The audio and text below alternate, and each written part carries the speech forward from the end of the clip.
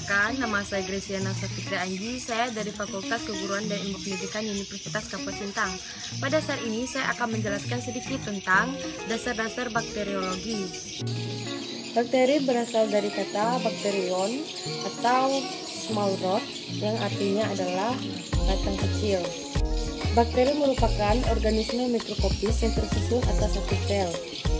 Bakteri berkembang biak dengan cara membelah diri, bersifat parasit, simbion, atau hidup dengan bebas. Bakteri sebagai mikroorganisme memiliki kemampuan adaptasi hidup di berbagai habitat atau kosmopolitan. Di dalam bakteriologi terdapat dua sel, yaitu sel prokaryotik dan sel eukaryotik. Sel prokaryotik adalah makhluk hidup yang tidak memiliki membran inti sel, sedangkan eukaryotik memiliki membran inti sel.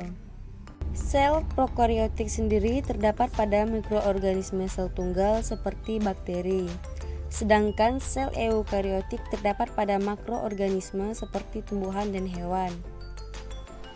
Struktur sel bakteri. Struktur sel bakteri secara umum terdiri dari membran sel sebagai selaput yang dilindungi oleh dinding sel sebelah luarnya. Kemudian ada sitoplasma dengan ribosom, nukleoid, dan beberapa granula atau vesikula.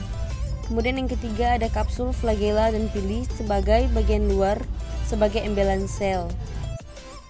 Bagian-bagian dari struktur bakteri ini meliputi: yang pertama ada dinding sel tersusun atas peptidoglikan, dan yang kedua ada kapsul, yaitu selaput licin dari polisakarida atau polipeptida yang terletak di luar dinding sel.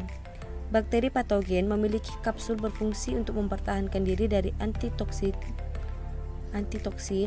yang dihasilkan oleh sel inang. Yang ketiga ada flagella, berfungsi untuk bergerak, melekat pada luar membran inti sel. Keempat ada membran sel, tersusun atas lemak dan protein, bersifat semi-permeable, berfungsi untuk mengatur keluar masuknya zat ke dalam sel. Yang kelima ada mesosom, berfungsi sebagai regenerasi energi bagi sel bakteri atau respirasi, dan berperan juga dalam pembentukan dinding sel baru, yaitu sel bakteri. Yang keenam ada sitoplasma, merupakan tempat berlangsungnya reaksi metabolik. Yang ketujuh ada DNA atau nukleoid, untuk mengontrol sintesis protein dan pembawaan sifat. Yang kedelapan ada ribosom, tersusun atas protein RNA sebagai tempat sintesis protein. Yang kesembilan ada plasmid, materi genetik ekstrakromosomal DNA sirkuler yang dapat melakukan replikasi sendiri dan memiliki fungsi khusus. Jenis-jenis bakteri, kriteria pengelompokan. Yang pertama, berdasarkan cara memperoleh makanan, bakteri dikelompokkan menjadi dua kelompok, yaitu yang pertama heterotrof dan bakteri autotrof. Bakteri heterotrof merupakan salah satu agen biologis yang berperan sebagai organisme pengurai sisa pakan dan bahan organik di dasar perairan.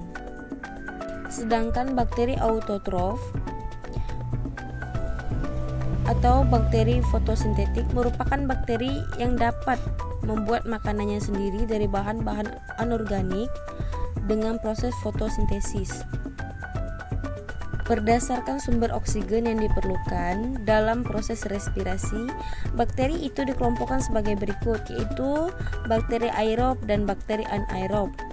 Bakteri aerob merupakan bakteri yang membutuhkan oksigen atau zat asam untuk mempertumbuhkan, yang memerlukan zat asam dalam jumlah sedikit disebut mikroaerofil, dan jika tidak ada oksigen bakteri akan mati.